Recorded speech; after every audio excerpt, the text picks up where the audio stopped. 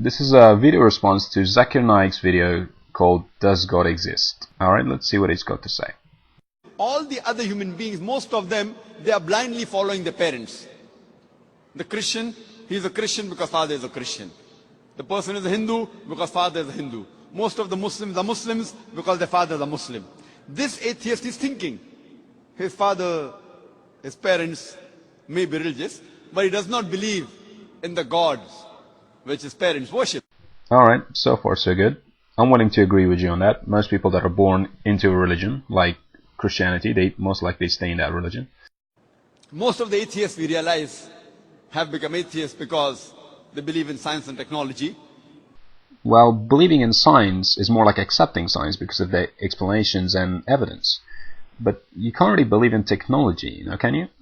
These people think that science is advanced so much, we don't require any scripture, we don't require any religion, etc.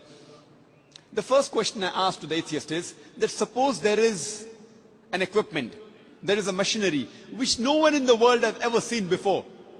If it's brought in front of you, if it's brought in front of the atheist, and if we ask the question to him that who will be the first person who will be able to tell you the mechanism of this machinery or this object, what can be his reply?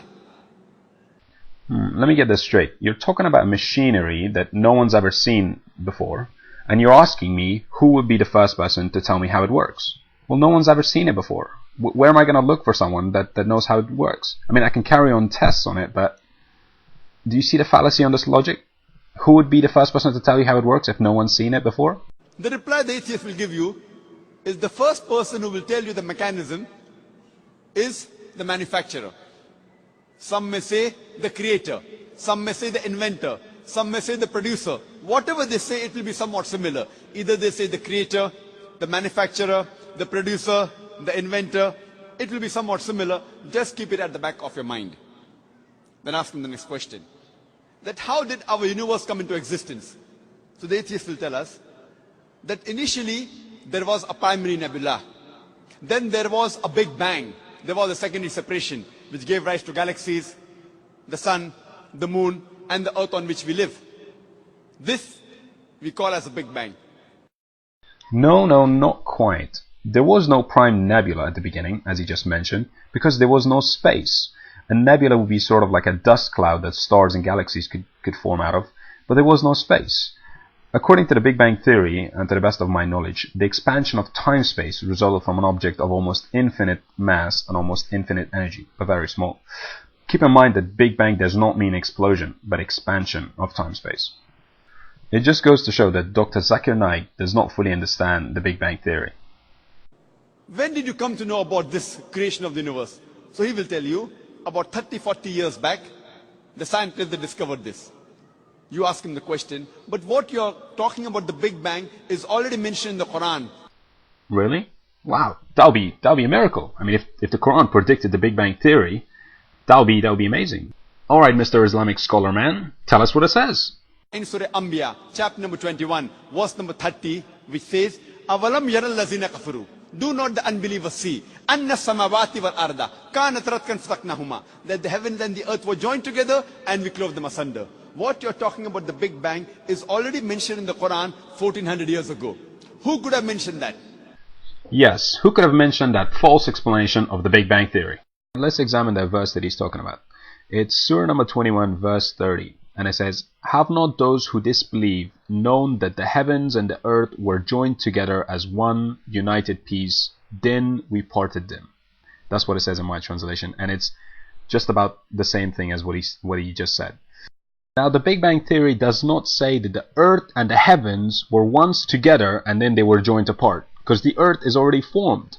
The Big Bang Theory claims that everything, an object very small, is almost infinitely dense and almost infinitely energy. No earth, no heavens. Do you see the point? Now, what this verse is trying to say is very much the same as what it says on this video. Let me show you the clip. On the second day, God added a horizon in the middle of the water, separating the water above and below the horizon. God named what was above the horizon sky. That's good too. On the third. Now, do you see what I'm talking about? That verse is talking about the sky and the earth, assuming like the sky is a roof to the earth. The earth being together once and then separated. You know, like the roof and the floor of a building being together and separated. That's what it's talking about. Feel free to comment on this if you want. The light of the moon, is it its own light or reflected light? So the atheist will tell us that previously we thought the moon has its own light. Recently we have come to know in science, recently means 100 years back, 200 years back, we have come to know that the light of the moon is not its own light but a reflected light. The Quran mentions 1400 years ago in Surah Furqan, chapter number 25, verse number 61, that blessed is he who had placed the constellation in the sky and placed therein a lamp, a sun, having its own light, and moon having reflected light or borrowed light. The Arabic word used for moonlight in the Quran is munir or nur, meaning reflected light or borrowed light. Who could have mentioned in the Quran 1400 years ago that the light of the moon is not its own light but reflected light, which we have come to know recently? Here we go again. Mr. Zakir Naik has found another miracle. Alright, let's examine this. It's Surah 25 verse 61, and it says, "Blessed is he who has placed in the heavens big stars and has placed therein a great lamp, sun, and a moon giving light." This is what it says in my translations. The moon giving light, not reflecting light. And another point to notice, it says, "Place therein stars and place therein a great lamp." It doesn't consider the sun to be a star. And he considers this to be a miracle. It's a shame. Lying to people, changing the meaning of the word just to make it sound like a miracle. The world that we live on, what's the shape of this earth on which we live? The atheist will tell you it is spherical. When did we come to know? So he will tell us, it was 1597 when Sir Francis Drake, when he sailed around the earth, that he proved that the earth was spherical. Bullshit. Francis Drake was not the first person to travel around the world. It was Magellan who captained the ship that traveled around the world in 1519.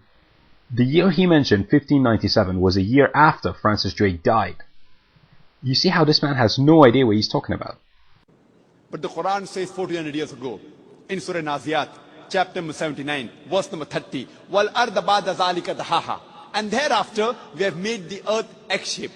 The Arabic word dahaha, one of its meaning is the earth is an expanse. The other meaning is derived from the Arabic word duya, which means an egg. And it doesn't refer to a normal egg. It refers to the egg of an ostrich. And we know the world is not completely round like a ball, but it is geospherical in shape. It is starting from the pole. And if you analyze the shape of the egg of an ostrich, that too is geospherical in shape. Who could have mentioned 1400 years ago that the shape of the earth is geospherical? Obviously an idiot would mention that the earth is geospherical. There's a picture of the earth and an egg. Do the comparison for yourself. The earth is not geospherical. I don't know where he's getting this from. The earth is just spherical. Unless you're considering the earth to be like an egg, like in this funny picture over here, then it's not possible. It's stupid. Secondly, I checked that word dahaha. It means spread, and that's exactly what it says in my translation. He has spread the earth. That's what it says. I don't know where he's getting this egg shape from. And secondly, even if it did say egg shape, there's your results for you right there. Judge for yourself. Well, I guess I had enough of his lies and bullshit for one day. Check out my other videos for analyzing his book, the Quran. And don't forget to rate this video. Alright, cheers.